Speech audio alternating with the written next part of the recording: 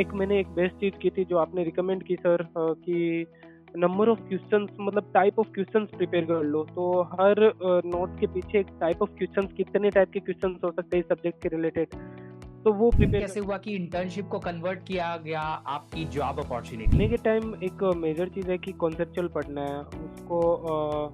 ऐसा नहीं है कि ख़त्म करना है, जल्दी करना है, लेक्चर ख़त्म होना चाहिए या ये कर दिया तो हो गया, मतलब पढ़ लिया, दैट्स ऑल।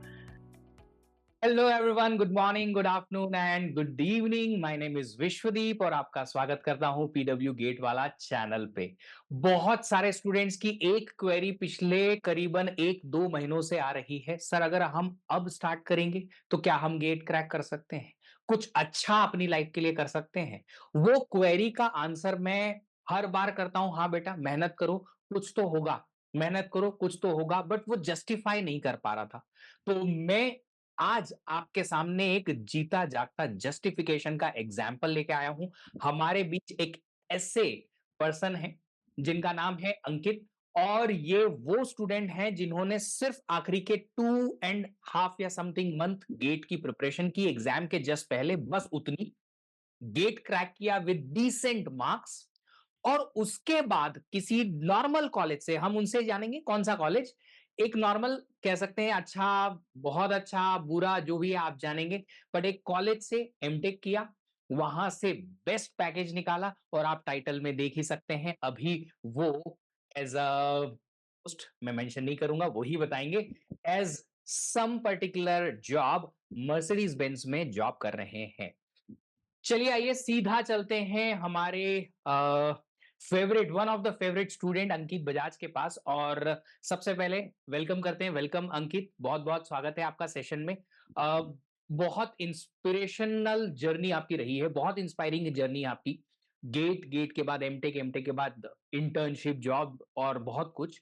स्लोली स्लोली उससे काफी कुछ इंफॉर्मेशन निकालने की कोशिश करेंगे, ताकि जो स्टूडेंट में भी अगर पढ़ना चाहता है बट वो मेहनत कर सकता है, उसमें थोड़ा भी पोटेंशियल है, वो जी जान लगाने की, डेडिकेशन की, तो उससे वो इंस्पिरेशन मिले, वो आपसे जानने की कोशिश करेंगे। सबसे पहले हम आपके एक छोटे से इंट्रोडक्शन से स्टार्ट करेंगे। आप थोड़ा सा अपने बारे में बताएं, हमारे जो व्यूअर्स हैं, स्टूडेंट्स हैं, उन्हें पता चले कि आपने अपना बीटेक कहाँ से किया, देन एमटेक, क्या आपको मार्क्स आए थे गेट में, एंड देन फिर वहां से जर्नी किस तरीके की आगे बढ़ी। Okay sir, thank you invite करने के लिए। एंड वन मोमेंट, जब प्रिपरेशन करते थे तो आपने बोला था कि एक मोमेंट आएगा जब मैं इंटरव्यू के लिए कॉल करूँगा, तो आई थिंक वो दिन है आज। तो स्टार्ट करते हैं। My self Ankit Bajaj, I am basically from Bikaner Rajasthan, and currently I'm working in Mercedes-Benz Research and Development as a data scientist. I completed my Masters of Technology from NIT Jaipur. I completed my Bachelor of Technology from Government College of Engineering Ajmer, and I basically from Hindi medium background till 12th, and I authored two research paper. One is published at Southampton University of Southampton, Malaysia, and one at IIT Delhi. And uh, coming to my GATE background, so I qualified GATE exam in 21 with 473 score and approx 5,000 rank. Yeah, that's some. That's that's all. 400 something score, 5000 rank, वहां से मतलब ये इतना LPA वाला बड़ा number का package, एक जो जर्नी है उसको शुरुआत से शुरू करते हैं अंकित। सबसे पहले तो जानते हैं आपकी गेट प्रिपरेशन जर्नी के बारे में। आपने कब सोचा कि मुझे गेट प्रिपरेशन करनी है, और क्यों कि गेट प्रिपरेशन ही करनी है, ऐसा क्यों सोचा? Okay sir. तो फोर्थ थर्ड ईयर तक हमें कुछ आइडिया नहीं था कि हमें करना क्या है। हम सिर्फ सी प्लस प्लस लैंग्वेज जानते थे। हम टायर थ्री कॉलेज था, इतना अच्छा कॉलेज नहीं था, इतने रिसोर्सेज नहीं थे, ना ऐसा कुछ एनवायरनमेंट था। फोर्थ ईयर में आए तो कुछ तो करना है। देन हमारे पास ऐसा ऑप्शन था कि या तो जॉब करें या गेट एग्जाम करें। तो गेट एग्जाम के लिए प्रिपेयर करो, फिर हुआ नहीं हुआ, फिर हो भी गया तो वहाँ जाके एमटेक में पैसा लगेगा, फिर जॉब मिलेगा नहीं मिलेगा, ऐसा कुछ क्वेश्चंस थे। तो मैंने जॉब का तैयारी किया, मुझे कुछ 3.5 एलपीए का पैकेज मिला। मैं फिर वापस अगस्त आसपास में कुछ एक टीसीएस का एग्ज़ाम होता है, टीसीएस निंजा एंड ऑल। तो मेरा उसमें सिलेक्शन नहीं हुआ था, टीसीएस निंजा में भी नहीं हुआ था। डिजिटल में कुछ 7 लाख का पैकेज होता है, टीसीएस निंजा में 3 लाख का। तो फिर थोड़ा समझ नहीं आ रहा था क्या करें, तो फिर कुछ-कुछ एक्सप्लोर कर रहे थे कि अब गेट किया जाए और बहुत कम टाइम है। यूजुअली गेट के लिए मिनिमम सब बोलते हैं, जितने भी वीडियोज़ देखे 6 मंथ, 7 मंथ्स, और फिर मेरे पास इतना भी टाइम नहीं था, मेरे पास 3 एंड हाफ मंथ्स। फिर मिड अक्टूबर में मैंने थोड़ा स्टार्ट किया कि मैं यूट्यूब वगैरह से स्टार्ट करूँ, तो यूट्यूब में कुछ-कुछ एक्सप्लोर किया। कुछ आपके लेक्चर्स मिले, कुछ अदर टीचर्स के लेक्चर्स मिले, थोड़ा-थोड़ा एक्सप्लोर किया। फिर ऐसा था कि मेरे पास पढ़ने के लिए सिर्फ़ 2 ही महीने थे, नवंबर, दिसंबर। जनवरी में कुछ रिवीजन या टेस्ट सीरीज़। तो फर्स्ट वीक में एग्ज़ाम होता। तो फिर 15 अक्टूबर से 30 अक्टूबर तक तो मैं यूट्यूब पे ही था। तो मैं कुछ प्रिपेयर नहीं कर पाया था, क्योंकि स्ट्रक्चर्ड कंटेंट के लिए हमेशा कुछ एक प्लस मेंबरशिप या कुछ एक स्ट्रक्चर्ड कंटेंट चाहिए। तो फिर मैंने एक प्लस मेंबरशिप लिया आपसे पूछ के, एंड देन फिर वो जर्नी स्टार्ट किया 1 नवंबर के आसपास, एंड देन स्टार्ट किया सीओए के साथ। तो ज़्यादा अच्छा लगने लग गया सीओए, तो 10 डेज़ निकल गए, पता ही नहीं चला। और अब मेरे पास 50 डेज़ रहे थे सिर्फ़, कि 50 डेज़ में अब क्या करना है? क्योंकि 50 डेज़ एंड अप्रॉक्स 10 सब्जेक्ट्स थे रीज़निंग को मिला ले तो। तो 50 डेज़ 10 सब्जेक्ट्स मतलब 50 डेज़ मीन्स 10 नवंबर से लेके दिसंबर एंड तक। और 50 डेज़ में पर सब्जेक्ट 5 डेज़ बचा है मेरे पास, ऐसा कुछ। तो मैंने कुछ एक चार्ट प्रिपेयर किया कि 3 डेज़ इसको देना है, 4 डेज़ इस सब्जेक्ट को देना है। जैसे डिजिटल इलेक्ट्रॉनिक्स है, उसको 4 डेज़ देना है, डेटा स्ट्रक्चर को 3 डेज़ देना है, देन कंप्यूटर नेटवर्क बड़ा है, उसको 5 डेज़ देना है, टीओसी को 7 डेज़ देना है, ऐसे कुछ करके चार्ट प्रिपेयर किए। प्रिपेयर करने से अब 3 डेज़ में डेटा स्ट्रक्चर एल्गोरिथम नहीं हो सकता है। क्योंकि 4 साल का एक सब्जेक्ट है वो 3 डेज़ में, तो फिर मिनिमम एक 2 आवर का लेक्चर होता था, और उस सब्जेक्ट के लिए मिनिमम 30 लेक्चर्स होते ही थे पर सब्जेक्ट अप्रॉक्स। मैं ऐसा था कि मेरे को 10 लेक्चर तो एक दिन में करना मुश्किल है, तो मैं 7 लेक्चर तक ट्राई करता था, 7-8 लेक्चर उसमें 2x में देखता था, नोट्स बनाता था, और वो समराइज़ करके चीज़ों को अप्रॉक्स पर डे 12 से 14 घंटे पढ़ना फिक्स था डेली। और वो जर्नी स्टार्ट हुआ तो उस बीच में दिवाली भी था, तो दिवाली भी स्किप कर दिया, घर नहीं गए उस दिवाली। और उस मतलब अकेला रहना वहीं पे हॉस्टल में, एंड थोड़ा खुद को कंसिस्टेंसी मेंटेन करके रखा, एंड देन फिर वो 2 मंथ्स में अच्छे से प्रिपेयर किया। 2 मंथ्स में मैं जैसे समराइज़ करूँगा सर, तो जैसे कभी-कभी ऐसा होता था कि एक सब्जेक्ट को 3 दिन देने हैं पर उसको 4 दिन लग जाते थे, तो मेरे मेरे पास पूरा टाइट शेड्यूल था कि अगर एक भी दिन आगे-पीछे हुआ तो फिर मैं मैनेज नहीं कर पाऊँगा। तो इसके चक्कर में आते-आते पूरा मैथ छूट गया। अब मैथ छूट गया तो मैथ तो बहुत बड़ा मार्क्स का सब्जेक्ट है।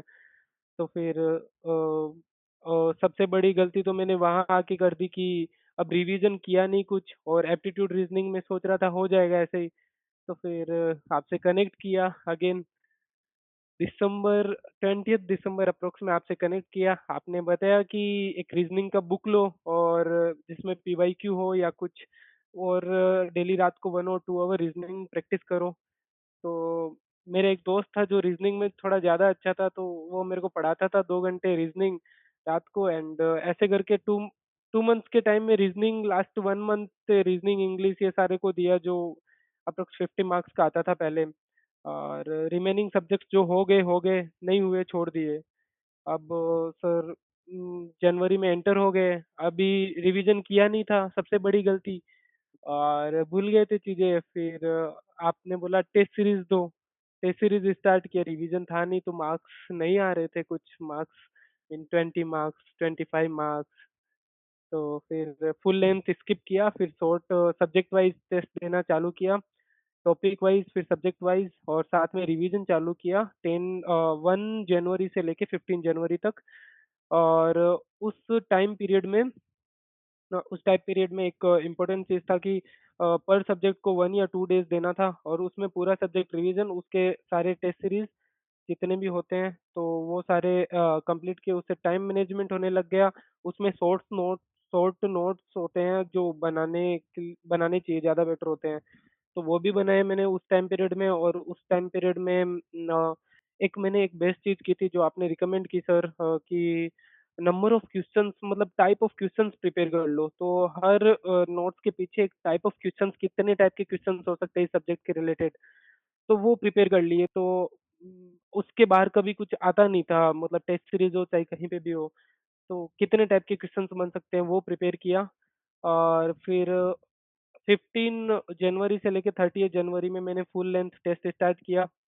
पहला टेस्ट दिया, मार्क्स आए 21 और रोना लग गया मैं।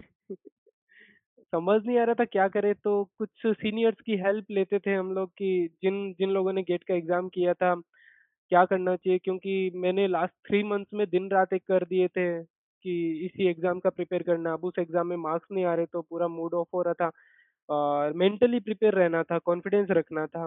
पहला एग्ज़ाम दिया, कुछ नहीं बना, दूसरा एग्ज़ाम में भी कुछ नहीं बना। फिर आपसे कॉन्टैक्ट किया, आपने बताया कि जो-जो गलती कर रहे हो जिस-जिस एग्ज़ाम में उसको एक डायरी में नोट डाउन करो, वो गलती नेक्स्ट टाइम नहीं करना है। तो वो इम्प्रूव करते-करते मैंने कुछ अप्रॉक्स 20-25 फुल लेंथ टेस्ट दे दिए थे उन दिनों। पर डे 2 टेस्ट 3-3 हावर के, और फिर कुछ टाइम पीरियड में खुद को एनालाइज़ करके और जहाँ पे रिवीजन फ़ील हुआ वहाँ रिवीजन किया। तो 30 जनवरी तक मैंने ये किया और फिर मेरे पास 9th या 11th या 12th को कुछ एग्ज़ाम था। 30th फ़ेब को एग्ज़ाम था और मैं अब ये था कि मैं लास्ट एग्ज़ाम का मैंने लास्ट फुल लेंथ दिया था। उसमें ऐसा था कि मेरे मार्क्स आए थे कुछ 38 एंड देन फिर वो कॉन्फिडेंस डाउन हो रहा था, तो फिर मैंने एग्ज़ाम देना बंद किया, टाइम मैनेजमेंट हो गया था एग्ज़ाम से।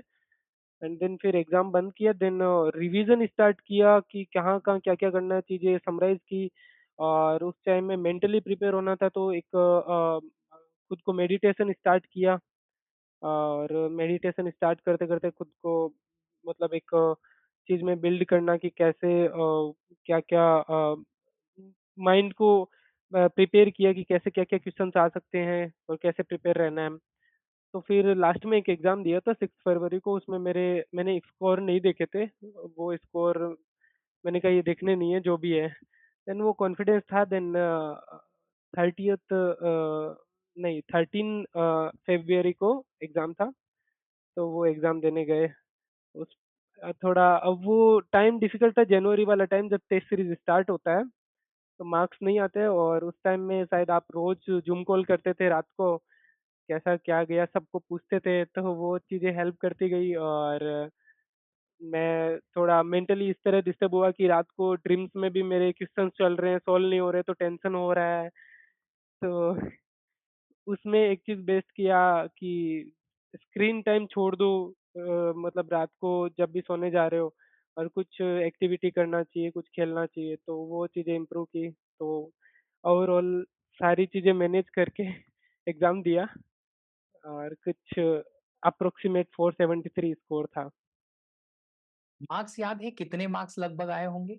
21 गेट था ये, राइट?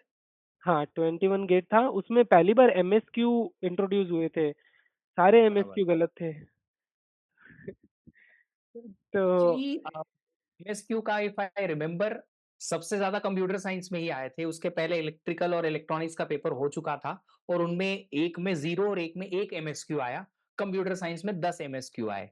हाँ, ऐसा ही तो कुछ वी था। Were very lucky in that sense कि हमारे यहाँ ही ज्यादा एमएसक्यू आए थे। बट वो एक्चुअली फर्स्ट टाइम था, बच्चों के लिए प्रिपरेशन करना बहुत मुश्किल था। बहुत मुश्किल था उसमें अच्छा स्कोर कर पाना। काफ़ी लोगों के डाउन गए उसकी वजह से। हाँ, मैं पूछ रहा था मार्क्स कितना मार्क्स आया था कुछ याद है? 40 37 अप्रॉक्स। 37 नंबर 37 नंबर से सीधा 30 LPA which is a big jump. चलिए तो उसको उसके बाद फिर जब मार्क्स आ गए, रिजल्ट आ गया, उसके बाद क्या मनोदशा थी? क्या स्थिति थी? मेंटली क्या था कि यार अब क्या करेंगे? कैसे जाएँगे? मास्टर्स करना है, नहीं करना है? क्या आइडिया लग रहा था? तो जैसे सर एग्ज़ाम दिया, बाहर आए 2-3 दिन में, कुछ-कुछ की जो एक क्वेश्चन्स की आने लग जाती है, खुद को एनालाइज़ किया, स्कोर नहीं बन रहे, तो थोड़ा डिस्टर्ब हुए, थोड़ा टाइम गैप लिया, फिर रिज़ल्ट आया तो कुछ आइडिया था कि ऐसा ही कुछ आएगा, इतना अच्छा नहीं आएगा, बट वो ओके-ओके ही था। तो फिर उस अकॉर्डिंग मेरे पास ऑप्शन था कि या तो 3 एलपीए का जो जॉब है वो जॉइन कर लो या दूसरा जॉब सर्च करो, या मेरे पास लास्ट ऑप्शन था कि गेट एग्ज़ाम वापस दो। वापस देने के लिए 1 साल लगता और 1 साल मेरे को वर्थ इट नहीं लग रहा था कि टाइम इम्पोर्टेंट है और 1 साल इन्वेस्ट करना अगेन मेरी पर्सनली मेरे को सही नहीं लगा, तो फिर मैंने मेरे मार्क्स के अकॉर्डिंग कुछ कॉलेजेस देखे, तो फिर मैंने पता किया कि एनआईटी जयपुर का एनआईटी जयपुर हाईएस्ट पॉसिबिलिटी है मेरी। मैं जनरल कैटेगरी से हूँ तो फिर मिलेगा नहीं मिलेगा। एनआईटी सूरत, एनआईटी जयपुर ये कुछ कॉलेज मेरे आस-पास पड़ रहे थे और मैं राजस्थान से हूँ, मुझे पता है एनआईटी जयपुर अच्छा था मेरे लिए।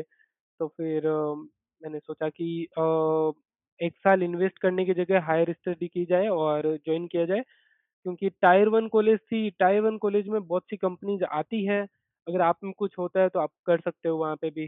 तो फिर ये कॉन्फिडेंस लेके जॉइन कर लिया एनआईटी जयपुर और आई थिंक आज मैंने 27th सितंबर को ही जॉइन किया था। ग्रेट! व्हाट एन कोइंसिडेंस कि हम जो ये रिकॉर्डिंग कर रहे हैं वो भी 27 सितंबर ही है। लगभग 3 साल हो चुके हैं उस बात को, बट वो ज़हन में है कि पहले दिन जब जॉइन किया था, कैसे जर्नी रही। तो ये चलो कॉन्फिडेंस तो आया कि चलो अगर एनआईटी जयपुर जाएँगे, तो वहाँ से अच्छा पैकेज मिलने के चांसेस हैं, तो उसको जो मिलने के चांसेस हैं, से लेके तो मिल गया, वो ट्रांज़िशन कैसे हुआ? अब एक बात तो कन्फर्म हो गई कि हमारे पास स्कोर कम है, तो हम चलो कम से कम एनआईटी जयपुर कॉलेज में एंटर हुए हैं, जो कि काफ़ी अच्छा कॉलेज माना जाता है। ऑफ़ कोर्स मैं तो डिसेंट से काफ़ी ऊपर मानता हूँ उसको, क्योंकि अपॉर्च्युनिटीज़ बहुत आती हैं उस कॉलेज में भी। अब अपॉर्च्युनिटी तो आएँगी पर सबको नहीं मिलेंगी। कुछ ही सिलेक्टेड स्टूडेंट्स को ही कुछ अच्छे पैकेजेस और कुछ अच्छी अपॉर्च्युनिटी मिलेगी, ये हर किसी को पता होता है। अब वहाँ जाने के बाद क्या एग्ज़ैक्टली हमने ऐसा क्या किया, जिससे हमें एक्चुअल में कुछ अच्छा यू नो एक तो जॉब मिली, ऑफ़ कोर्स इंटर्नशिप भी मिली, तो वो कैसे ट्रांज़िशन हुआ पूरा 2 साल का? Okay sir. तो एनआईटी जयपुर जॉइन किया, पहला दिन था कि इतना बड़ा कॉलेज, 300 एकड़ में फैला हुआ कॉलेज एंड हम टायर 3 कॉलेज से आए थे तो हमने इतने रिसोर्सेज़ नहीं देखे थे। हमारे लिए बहुत बड़ा था कि 3-4 दिन तो हमें रियलाइज़ होने में लग गया कि हमारी कॉलेज है। तो जॉइन किया वहाँ पे हमें कुछ ग्रुप मिल गए एंड क्लासेस जॉइन होने स्टार्ट हो गई। कुछ लोग टायर 2 कॉलेज से आए थे, कुछ लोग टायर 1 से आए थे। अब कॉम्पिटिशन इस लेवल का था कि उनसे भी बीट करना है, कैसे होंगे ये लोग, क्या होंगे और थोड़ा मोरली कैसे खुद को प्रिपेयर करना है, क्योंकि जब बीटेक में थे तो हमें ऐसा था कि मतलब हाईएस्ट मैं ही था। तो मेरे लिए था कि यहाँ के हम बादशाह हैं, ऐसा। हाँ, ऐसा ही था, तो क्योंकि वहाँ पे प्रैक्टिकली कम होता था, थ्योरेटिकल ज़्यादा होता था और थ्योरी से पढ़ने से, मार्क्स लाने से कभी कुछ हुआ नहीं। तो फिर मैंने एनआईटी जयपुर में आके प्रैक्टिकल में ज़्यादा ध्यान दिया। मेरे को मार्क्स से मतलब नहीं है, मार्क्स अगर मेरा मतलब इतना सीजीपीए होना चाहिए कि मैं एक एग्ज़ाम का जो भी क्राइटेरिया होता है उसमें बैठने लायक रहूँ। तो वो एक मेंटेन करके रखा और प्रैक्टिकल पे ज़्यादा ध्यान दिया, प्रैक्टिकल क्वेश्चंस पे। तो जॉइन किया, क्लासेस हुई, प्रोफ़ेसर पढ़ाते हैं, वो कभी समझ नहीं आया। तो अब यहाँ पे प्रैक्टिकल एग्ज़ाम होते हैं एनआईटी जयपुर में, क्योंकि टायर 1 कॉलेज है, वो थ्योरेटिकल होगा नहीं कि कहीं आप कुछ भी लेक्चर सीरीज़ उठा के पढ़ के जाओ, वो हो जाएगा। तो फिर कुछ-कुछ प्रिपेयर किया, कुछ-कुछ माइंडसेट किया और नॉलेज गेन करके एग्ज़ाम दिए। कुछ फर्स्ट सेकंड सेम में एकेडमिक्स थोड़े हार्ड होते हैं। यूजुअली गेट एग्ज़ाम से हार्ड होते हैं फर्स्ट सेकंड सेम में एकेडमिक्स। और फिर उस टाइम पीरियड में जो 1 साल था फर्स्ट सेम में, तो फर्स्ट सेम में अब हमें पता नहीं था कि डीएसए भी करना होता है, डीएसए के क्वेश्चंस भी होते हैं ऐसा कुछ, कि लीड कोड भी होता है कुछ या कुछ ऐसा कुछ आइडिया नहीं था। तो फिर देखा वहाँ पे एक कंप्यूटर सेंटर है, वहाँ पे लोग करते थे ये सब, मैंने देखा ये ऐसा होता है, तो फिर मैंने भी स्टार्ट किया। स्टार्टिंग के डेज़ में होते नहीं थे वो क्वेश्चंस, फिर 1 क्वेश्चन हुआ, 2 क्वेश्चन हुआ, कॉन्फिडेंस आते गए, तो फिर एक मैंने सीक्वेंस खुद को फ़ील कर लिया कि मिनिमम मुझे 3 या 4 क्वेश्चन्स डेली करने हैं। चाहे किसी भी लेवल में, हार्ड लेवल में, मीडियम में 3-4 क्वेश्चंस डीएसए के डेली प्रैक्टिस करने स्टार्ट कर दिए, ताकि टारगेट था कि जब सेकंड सेम एंड हो, तब तक मेरा अप्रॉक्स 200 क्वेश्चंस हो जाए। एंड साथ में प्रोजेक्ट्स बिल्ड करने स्टार्ट कर दिए, जिसमें ऐसा था कि मुझे नहीं पता था कि मुझे डेटा साइंस में जाना है या बैकएंड में जाना है, फुल स्टैक में जाना है। तो मैंने मल्टीपल प्रोजेक्ट्स भी स्टार्ट कर दिए हर तरह के, क्योंकि किसी भी तरह की कंपनी आए, तो मैं मेरा रिज्यूमे उस तरह अपडेट कर लूँ। अगर बैकएंड के लिए कंपनी आ रही है, तो मैं बैकएंड के प्रोजेक्ट्स ऐड ऑन करके वो रिज्यूमे अपडेट कर दूँ, या मशीन लर्निंग के रिज्यूमे अपडेट कर दूँ। तो फिर ऐसे करके सारे प्रोजेक्ट्स प्रिपेयर किए, डेटा स्ट्रक्चर स्ट्रॉन्ग किया, एकेडमिक्स स्ट्रॉन्ग हो गई थी, गेट से कॉन्सेप्ट क्लियर थे। फिर फिर एमटेक फर्स्ट सेम के एंड में मैंने एक कुछ कंपनी में फिलअप किया था, बट वो शायद इनिशियल रेज्यूमे स्क्रीनिंग में कभी नहीं हुआ था। तो फिर मैंने मर्सिडीज में दिया था एग्ज़ाम, तो मेरा रेज्यूमे स्क्रीनिंग में भी निकल गया और एग्ज़ाम भी। तो फिर मेरा इंटरव्यू हुआ था वहाँ पे। तो इंटरव्यू लेने आए थे, उनका गेट में एआईआर 1 था। अब वो उस टाइम नहीं पता था, नहीं तो कॉन्फिडेंस डाउन हो जाता। तो फिर वो इंटरव्यू कुछ 1 ऑवर 25 मिनट्स का था और कॉन्फिडेंस लेके चले गए थे। और कुछ पता नहीं था होगा नहीं होगा, जस्ट तो बेस्ट चीज़ था कि मैं शायद सबको रिकमेंड करूँगा, कोई भी इंटरव्यू हो तो उसका जो जेडी होता है, जॉब डिस्क्रिप्शन, वो हमेशा पढ़ के जाओ। उनको किस प्रोजेक्ट के लिए चाहिए, उसके लिए प्रिपेयर होके जाओ। तो मैंने उनका जेडी पढ़ा था मर्सिडीज़ का पहले से, और मैं प्रिपेयर होके गया था कि वो क्या क्वेश्चंस पूछ सकते हैं, या मेरा प्रोजेक्ट उनके जेडी से कहाँ मैच कर रहा है, तो मैं उस प्रोजेक्ट को ज़्यादा एक्सप्लेन करूँ वहाँ पे। तो मैंने थोड़ा एक्सप्लेन किया, तो टेक्निकली डिस्कशन ज़्यादा हुआ, उनको साम में भी उनको भी कुछ लगा, उस अकॉर्डिंग उन्होंने भी। बट हाँ, इंटरव्यू बहुत हार्ड था, उन्होंने एक ही क्वेश्चंस घुमाकर 5-7 बार पूछा, तो सेम आंसर होना चाहिए, कॉन्फिडेंस होना चाहिए। तो फिर वो चीज़ की। एंड फिर वो इंटरव्यू देने के बाद बाहर आए, तो लोग सब कह रहे थे कि अभी तो बहुत इंटरव्यू देने हैं, बहुत कुछ करना है। ऐसे ही मतलब थोड़ा मोरल डाउन भी करते हैं वहाँ पे, बहुत होते हैं। तो फिर वो हो गया था क्लियर। तो ऐसा था इंटर्नशिप तक का सफ़र। इंटर्नशिप में जाने के बाद एक पेपर पब्लिश हुआ। फिर पेपर पब्लिश होने के साथ-साथ आपको वहीं पे जॉब ऑफर भी मिल गया। आपको वापस से कैंपस में जाके फिर और वही पुरानी चीज़ रिपीट करने का उतना ज़्यादा प्रॉब्लम क्रिएट हुआ नहीं। राइट तो सर। ये कैसे हुआ? ये ट्रांज़िशन कैसे हुआ कि इंटर्नशिप को कन्वर्ट किया गया आपकी जॉब अपॉर्च्युनिटी में? सर वहाँ पे गया मैं स्टार्टिंग में ऐसा था, मैं हिंदी मीडियम बैकग्राउंड से था 12th तक। विलेज एरिया से बिलॉन्ग करता हूँ, जहाँ पे इंग्लिश में बात करना मतलब ऐसा नहीं था कुछ। तो वहाँ पे गए, पहले कुछ 4 दिन नर्वस था, क्योंकि साउथ में है तो या तो कन्नड़ा बोलो या फिर इंग्लिश में इंग्लिश। बात करो। तो फिर वो कुछ दिन कॉन्फिडेंस नहीं था, चीज़ें आती थी, हमने एग्ज़ाम दिए थे, आती थी, पर कभी इंग्लिश स्पोकन नहीं सीखा था तो। तो हाँ, फिर स्टार्टिंग 4 डेज़ नर्वसनेस थी, और मैं सबको सर, सर कह के बोल रहा था, और जो जो कि एमएनसी में होता नहीं है, एमएनसी में सिर्फ़ नाम से बोला जाता है। तो 2-3 चीज़ें ऑकवर्ड हुई। फिर वहाँ पे स्टार्ट कर दिया कि मेरे टेक लीड थे, उनसे मैंने ये शेयर किया, उन्होंने बोला टीम वर्क स्टार्ट करो। तो मैंने टीम वर्क स्टार्ट कर दिया, रिस्पॉन्सिबिलिटी लेना स्टार्ट कर दी। फिर एक मोमेंट आया कि जो मुझे प्रोजेक्ट असाइन हुआ, जो डिपार्टमेंट का लाइट हाउस प्रोजेक्ट था। लाइट हाउस प्रोजेक्ट मतलब कुछ क्रीम प्रोजेक्ट्स होते हैं डिपार्टमेंट के, 2-3 साल के। वो 1 या 2 प्रोजेक्ट्स ही होते हैं बस। तो वो प्रोजेक्ट असाइन हुआ, उसमें डेटा के साइड से पूरा मेरे को ही सपोर्ट करना है। अब इनिशियल डेज़ में कुछ सीनियर थे साथ में, फिर धीरे-धीरे एक मोमेंट आया कि वो भी साइड हो गए, अपने प्रोजेक्ट्स में चले गए। फिर अब अकेले हैंडल करना है, तो कुछ दिन थोड़ा दिक्कत हुआ, फिर थोड़ा-थोड़ा कॉन्फिडेंस बिल्ड होने लग गया, और जब भी कोई मीटिंग होती थी तो अपने पॉइंट्स रखना। मैं जूनियर था, बट खुद के पॉइंट्स रखना इम्पोर्टेंट था। तो मैं मेरे पॉइंट्स रखना स्टार्ट कर दिया, फिर मेरे प्रोजेक्ट से रिलेटेड जो भी वहाँ पे सीनियर्स थे उनसे टाइम लेता, मीटिंग शेड्यूल करता, जाता, बोलता कि आप मुझे बताओ कि ये कैसे सॉल्व होगा, या उनसे इनपुट लेना, उस अकॉर्डिंग बहुत सारे रिसर्च पेपर पढ़े। तो वो ऐसा कुछ प्रॉब्लम स्टेटमेंट था कि जो ऐसा कुछ कभी ऐसा कुछ एल्गोरिथम या कुछ सोचा नहीं था। तो वैसे करके बहुत सारे रिसर्च पेपर पढ़े, देन फिर समहाउ मैंने कुछ एक अप्रोच निकाला, सोल्व किया उस प्रॉब्लम स्टेटमेंट को, और अप्रॉक्स मैंने जुलाई में जॉइन किया था, और एंड ऑफ अक्टूबर तक मेरा सोल्व हो गया था, कुछ-कुछ रिजल्ट्स आ गए थे। तो वहाँ पे एक हेड ऑफ डिपार्टमेंट थे जिनको प्रेज़ेंट करना था, और वो उनके अंडर 1000 एम्प्लॉयी थे। तो वहाँ पे उनको प्रेज़ेंट किया, 5 मिनट्स ही मिला था, तो वो प्रेज़ेंटेशन अच्छा गया। तो फिर उन्होंने उसी मीटिंग में मुझसे पूछा था कि आपको ऑफ़र चाहिए या ऐसा कुछ।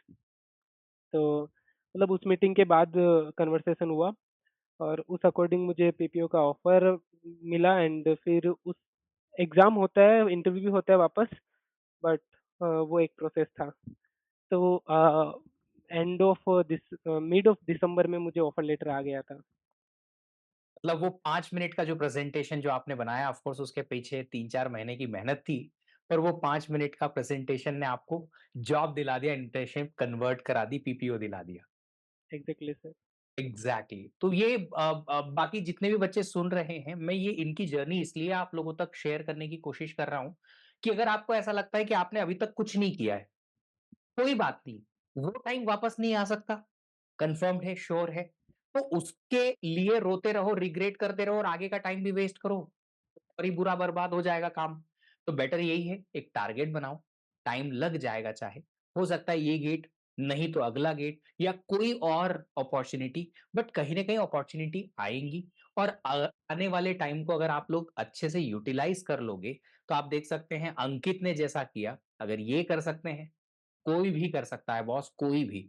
अगर आप लोगों ने अभी तक गेट का प्रिपरेशन स्टार्ट नहीं किया है, यार इन्होंने तो मिड अक्टूबर से ही सोचा था, अभी तो फिर भी सितंबर एंड तक ही हैं हम, तो अक्टूबर पूरा है, नवंबर है, दिसंबर है, जनवरी है, 4 महीने में आप कम से कम 50% 60% सिलेबस कवर करके उसको प्रैक्टिस रिवीजन करके जाएँगे, एक डिसेंट स्कोर के साथ। कंप्यूटर साइंस की सबसे बड़ी खासियत यही है कि आप एक डिसेंट स्कोर के साथ एक अच्छे कॉलेज में एडमिशन ले सकते हैं और वहां से आपको अपॉर्चुनिटीज का भंडार मिलेगा, कमी नहीं है, करियर आ जाएगा ऊपर, नीचे नहीं ऊपर आ जाएगा। ऐसा नहीं कि नॉर्मल जिसका नहीं चल रहा है तो चलने लगेगा वाला सीन, ये करियर चलेगा और चलेगा नहीं, दौड़ेगा, दौड़ेगा, ऐसे दौड़ेगा, उड़ेगा कि आप एकदम आसमान छूने लगेंगे तुरंत से। बट हाँ, ऑफ कोर्स ये आपको अंकित से सीखना होगा कि आप जब मास्टर्स में जाएँगे वहाँ भी मेहनत करनी पड़ेगी, प्रैक्टिकैलिटीज़ पे ध्यान देना पड़ेगा, जो नहीं किया है वो कर लेंगे, आगे जाके कर लेंगे बट करना पड़ेगा। अंकित थोड़ा-सा और पीछे चलेंगे। हम चाहेंगे कि हमारे जितने भी व्यूअर्स जो अब गेट की तैयारी कर रहे हैं, उनको थोड़ा छोटा-छोटा कुछ पॉइंट्स के थ्रू हम वो बता पाएँ, जिनके लिए वो शायद वो अभी तक वेट कर रहे हैं, इंतज़ार कर रहे हैं, क्रेव करते हैं, कि क्या वो छोटी-छोटी बातें हैं स्ट्रैटेजीज़ की जो उन्हें अभी अगले 4 महीने में हेल्प कर सकती है। तो जैसे आपने कुछ 2-3 पॉइंट बताए, मैं पहले हाइलाइट कर लेता हूँ उनको। एक तो आपने कहा कि रिवीजन थोड़ा अच्छा हो सकता था, जो आपने शायद पहले गलती करी, तो आप लोग ध्यान रखिएगा कि सिर्फ़ कवरेज पे मत रहिएगा सब लोग। सिलेबस कवर करोगे बट उसे रिवीजन के साथ प्रैक्टिस करनी ज़रूरी है, वरना अगर भूल गए, तो कवर जो किया अगर वही याद नहीं है, तो एग्ज़ाम में क्वेश्चन कैसे सॉल्व होगा? दूसरी पॉइंट जो अंकित ने आप लोगों को बताई थी, वो ये थी कि नर्वसनेस आती है जब आप पहले-पहले टेस्ट लिखते हैं क्योंकि मार्क्स नहीं आते। उसके पहले अभी आपने उसके पहले कभी टेस्ट लिखा नहीं, उस लेवल का प्रिपरेशन किया नहीं है।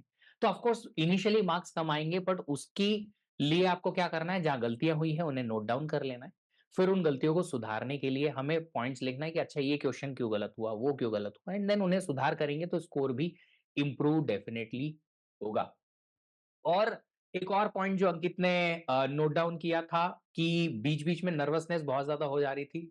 ज़्यादा पढ़ाई करने के बाद भी अगर स्कोर नहीं आता है तो ऐसा लगता है अब तो मेरा कुछ होगा नहीं। तो ऐसे नेगेटिव थॉट्स को साइडलाइन रखने के लिए आप थोड़ा जैसा कि अंकित ने थोड़ा मेडिटेशन स्टार्ट कर दिया था मेंटली रेडी होने के लिए एग्ज़ाम को, आप भी कर सकते हैं। कुछ थोड़ी ऐसी चीज़, ऐसी प्रोसेस जो आपको पढ़ाई से थोड़ा दूर ले जाके एक ज़ोन में ले जाए, जो एग्ज़ाम देने का ज़ोन है।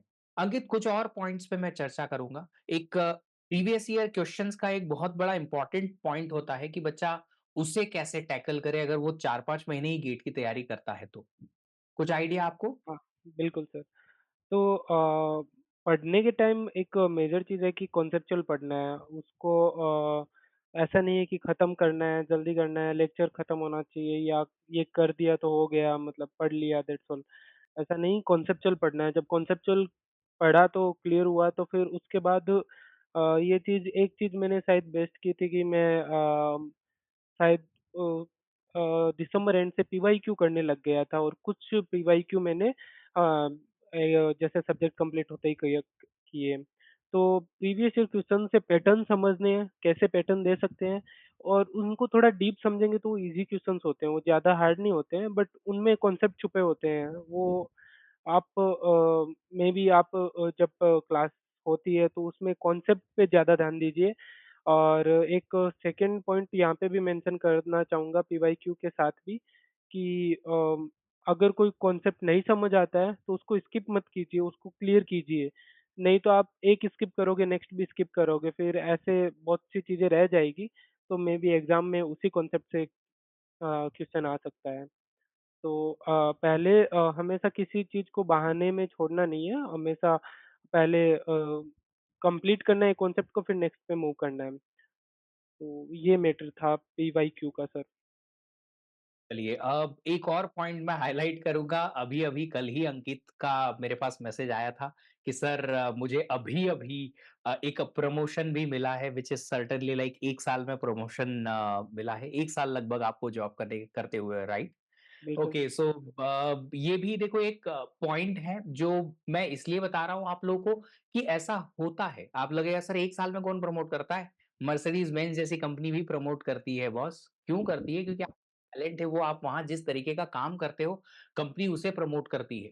कंपनी इनिशियली ऑफ कोर्स आपको एक किसी अच्छे कॉलेज से लेके आएँगी, आपके पोटेंशियल के बेसिस पे, बट जिस तरीके से आप परफॉर्म करते हो, उसी तरीके से आप फिर ऊपर भी जाते हो। Same thing happens with GATE preparation also. जिस तरीके से आप जितनी मेहनत करते जाओगे, जैसे अंकित ने किया बोला 12-13 घंटे लगभग 3-4 महीने लगातार प्रिपरेशन की है, तो वो अगर आप यहाँ से स्टार्ट होके कर लोगे, तो ये डेफिनिट है कि आप कहीं न कहीं अच्छी जगह पहुँच जाओगे, किसी अच्छे पीएसयू में आपका अगर वो टारगेट है तो, या किसी अच्छे कॉलेज में एमटेक, पीएचडी, एमएस जो भी आप चाहते हो वो आराम से कर लोगे।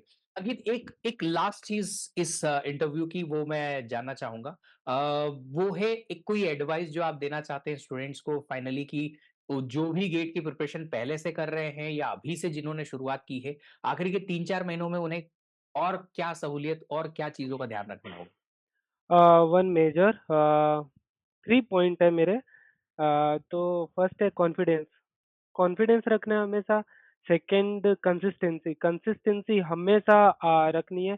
अगर ऐसा होता है ना कि एक भी दिन स्किप किया तो फिर वो स्किप होगा। तो मिनिमम आप चाहे एक दिन का आपने टारगेट किया 10 आवर्स बट 10 आवर्स नहीं हुआ तो 8 आवर्स तो करना ही करना है। Consistency second and third hard work. Short trick कुछ नहीं होता है, डायरेक्ट जंप कुछ भी नहीं होता है, हमेशा हार्ड वर्क करना है।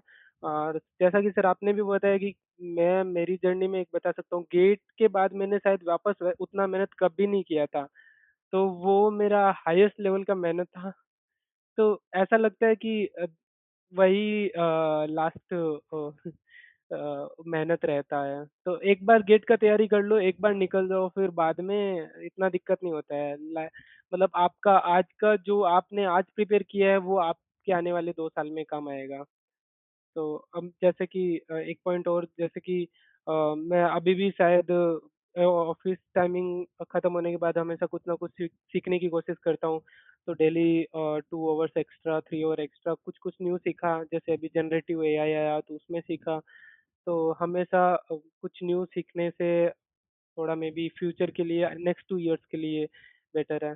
और अगर गेट हो भी गया तो ठीक है, नहीं हो गया तो बहुत सारी लर्निंग हो जाएगी जिससे कोई ना कोई तो जॉब या कुछ ना कुछ तो निकल ही जाएगा। तो ये इम्पोर्टेंट पॉइंट है इधर। चलिए, तो देखो एक चीज़ तो मुझे अभी अंकित की जर्नी समझ में आई, जिस तरीके से आप लोगों को लगता है यार कि गेट के बाद तो अंकित ने इतना-इतना कर लिया, मतलब कॉलेज भी मैनेज कर रहे हैं, 200 क्वेश्चन 1 साल में, लीड कोड पे भी मतलब डीएसए के भी लगा दिए हैं, प्रैक्टिकैलिटी पे ध्यान दिया है, प्रैक्टिकल एग्ज़ाम्स के लिए हमको तो कुछ नहीं आता। फिर भी उन्होंने ये जस्टिफिकेशन दिया कि जितनी मेहनत उन्होंने गेट के लिए की है, उतनी वहाँ नहीं हुई, उस शिद्दत की उतने लंबे टाइम के लिए नहीं हुई। मतलब कि ये जर्नी आगे आने वाली जो जर्नी है, वो कहीं न कहीं थोड़ी स्मूथ हो जाएगी। नई चीज़ें आएँगी, नए कोर्सेस आएँगे, नया एनवायरनमेंट आएगा, नया पैटर्न आएगा, बट फिर भी जिस शिद्दत की प्रिपरेशन अभी लग रही है, शायद उतनी आपको ज़रूरत ना लगे। या सेकेंडरी है, आपको उसकी इस लेवल की अगर आदत हो गई है, तो इस लेवल की मेहनत आपको नॉर्मल लगे। वो दोनों में से दोनों ही हो जाएगा, आपका एटीट्यूड चेंज होगा। चलिए, तो बहुत सारे अच्छे-अच्छे पॉइंट्स हमें सीखने मिले। सबसे इम्पोर्टेंट जो अंकित ने सबसे लास्ट में बताया, मैं फिर से रिपीट करता हूँ, कंसिस्टेंसी आपकी चाहिए, हार्ड वर्क होना ही चाहिए, कोई शॉर्ट ट्रिक, शॉर्टकट नहीं है। तीसरी चीज़ जो उन्होंने कही, वो है आपके पास कॉन्फिडेंस होना चाहिए। मैं भी हर बार कहता हूँ, बिना सेल्फ बिलीव के आप ना एक छोटा-सा तिनका भी नहीं उठा सकते। अगर आपने सोच लिया कि ये तिनका मेरे से नहीं उठेगा, तो वो नहीं उठेगा। पर अगर आपने सोच लिया कि मैं पत्थर है हटा सकता हूँ, पहाड़ तोड़ सकता हूँ, तो डेफिनिटली आप वो सेल्फ बिलीव के साथ कुछ भी कर सकते हैं, जो चाहेंगे वो कर सकते हैं। तो थोड़ा सेल्फ बिलीव रखिए, अपने आप पे भरोसा रखिए, नेगेटिव थॉट्स को साइडलाइन करिए और वन लास्ट टाइम अंकित अगर आप कुछ बोलना चाहें हमारे स्टूडेंट्स के लिए? Okay sir. सर जैसे कि आप बताए कि अ, मतलब कुछ आता नहीं है मुझे तो मैं कैसे प्रिपेयर करूँगा? तो मैं एक छोटा-सा एग्ज़ाम्पल देता हूँ। बीटेक फर्स्ट सेम में जब जॉइन किया हेलो वर्ल्ड प्रिंट हो रहा था, मुझे बहुत दिन तक समझ नहीं आया हेलो वर्ल्ड प्रिंट क्यों करवा रहे हैं? और तो फिर फर्स्ट और सेकंड सेम में मुझे नहीं पता चल रहा था कि कंप्यूटर लैंग्वेज होती क्या है? मैं नहीं किया था कभी, कंप्यूटर चलाया ही नहीं था। तो फिर सेकंड ईयर, थर्ड ईयर में थ्योरेटिकल थोड़ा नॉलेज गेन हुआ। जब गेट की बारी आई, सब्जेक्ट्स नहीं पता था कि क्या सब्जेक्ट्स होते हैं, कितने सब्जेक्ट्स होते हैं और कुछ सब्जेक्ट्स में कहीं पे अटक गए तो कैसे होगा, ऑनलाइन कैसे होगा हैंडल? तो वो बहुत सारे क्वेश्चन्स आते थे, तो मेरे को पहली बार 15 अक्टूबर को पता चला कि गेट में इतने सब्जेक्ट्स हैं और मैं भी जब मैंने प्लस मेंबरशिप लिया तब मेरे को पता चला कि ये सिलेबस है इन सब्जेक्ट्स के। तो एक ये पॉइंट है कि वो मेबी आप जब स्टार्ट करते हो तो वो आपका स्टार्टिंग ही मैटर करता है। एक बार स्टार्ट हो जाए फिर कंसिस्टेंसी तो फिर वो कंटिन्यू रहता है, वो दिक्कत नहीं होती और शायद मैंने डीए से भी पहली बार एमटेक में किया था, तो वो चीज़ें अपने आप हेल्पफुल रहती है। तो मैं यही मेंशन करना चाहूँगा। चलिए, तो मतलब ये बहुत बड़ा पॉइंट इन्होंने निकाल के रखा है कि मेंटली आपको रेडी रहना है। कुछ नया पहली बार होता है तो वो हर किसी के लिए नया ही है। आपको ऐसा लगता है अरे मैं कैसे जाऊँगा, कैसे क्या करूँगा etcetera, don't worry about it. आप उसमें घुसोगे तो ऑटोमैटिकली आपको नॉलेज भी मिलेगा, अवेयरनेस भी आएगी, आपको सब कुछ पता चल जाएगा, बस डरना नहीं है। Once again Ankit, thank you so much, आपने इतना हमारे लिए टाइम निकाला। सारे स्टूडेंट्स को वो इतना मोटिवेशन जो है आपकी इस जर्नी से मिलेगा जो आपने इस पूरी जर्नी को समराइज़ करके हमें बताया। और बहुत-बहुत कांग्रेचुलेशंस जितनी भी अभी तक की आपकी जर्नी रही है, जो भी आपने अपने छोटे-बड़े माइलस्टोन इस जर्नी में अचीव किए हैं, उनके लिए बहुत-बहुत कांग्रेचुलेशंस। और उम्मीद करूँगा कि ढेर सारे रिसर्च पेपर्स और ढेर सारे ऐसे प्रमोशंस आपकी लाइफ में आते रहें और ऐसे ही आप बहुत सारे लोगों को भी इंस्पायर करते रहें, ऐसे ही इंस्पायर्ड रहें ताकि आप अ, आगे आने वाले जितने भी लोग हैं, जो स्टूडेंट्स आपसे कनेक्टेड हैं, जो लोग आपसे कनेक्टेड हैं, उनको भी कहीं न कहीं अच्छा करने के लिए वो इंस्पायर करते रहें, प्रेरित करते रहें। Once again thank you and thank you everybody. अगर आप लोगों को और भी कोई डाउट है, क्वेरीज़ हैं, क्वेश्चन है रिगार्डिंग गेट प्रिपरेशन या रिगार्डिंग उनके जर्नी, आप कमेंट बॉक्स में कमेंट करके जाइएगा, हम ट्राई करेंगे कि आप उनको उनके आंसर हम आप तक पहुँचा पाएँ। Once again thank you, have a great day.